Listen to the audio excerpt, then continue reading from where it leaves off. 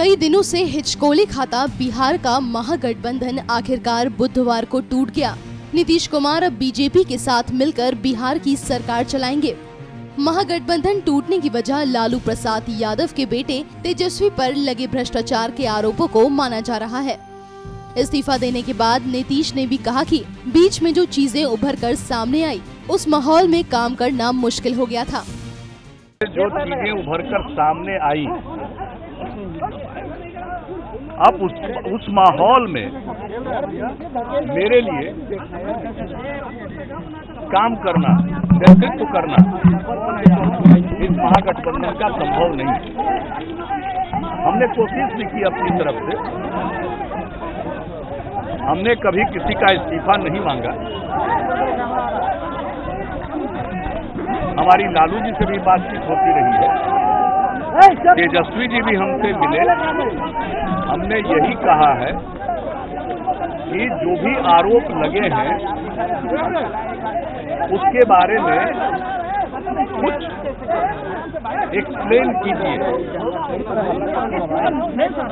जो कुछ भी हंसाने की कोशिश हो रही है या अन्य बातें कही जाती है, वो अपने समर्थकों के लिए कही जाती है, वो अपनी जगह पर है। लेकिन आम जन के बीच में जो एक अवधारणा बन रही है, उसको ठीक करने के लिए एक्सप्लेन करना बहुत जरूरी है।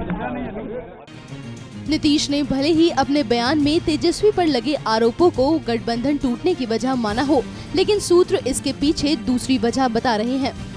जेडीयू से जुड़े सूत्रों के अनुसार आरजेडी के मंत्री लालू से आदेश ले रहे थे, जिससे नीतीश कुमार बिल्कुल भी खुश नहीं थे। गठबंधन टूटने की इससे बड़ी जो वजह बताई जा रही है, वो ये कि लालू नीतीश को छोड़कर बीजेपी के पाले में आने के लिए तैयार थे। सूत्र के मुताबिक दिल्ली में लालू के दूत 2 केंद्रीय मंत्रियों से मिले थे। लालू ने बीजेपी को ऑफर दिया था कि अगर केंद्र उनकी कानूनी दिक्कतों को कम कर देता है तो आरजेडी जेडीयू से हाथ खींचकर बीजेपी से हाथ मिला लेगी। नीतीश को जब इस मुलाकात के बारे में पता लगा तो उन्होंने आरजेडी को छोड़ने का मन बना लिया और तेजस्वी पर लगे करप्शन के आरोपों को आधार बनाकर महागठबंधन से बाहर निकल आए। सूत्रों के मुताबिक आरजेडी पर्दे के पीछे जेडीयू के विधायकों को तोड़ने की कोशिश कर रही थी, ताकि नीतीश के अलग होने की सूरत में कांग्रेस के साथ मिलकर सरकार बनाई जा सके।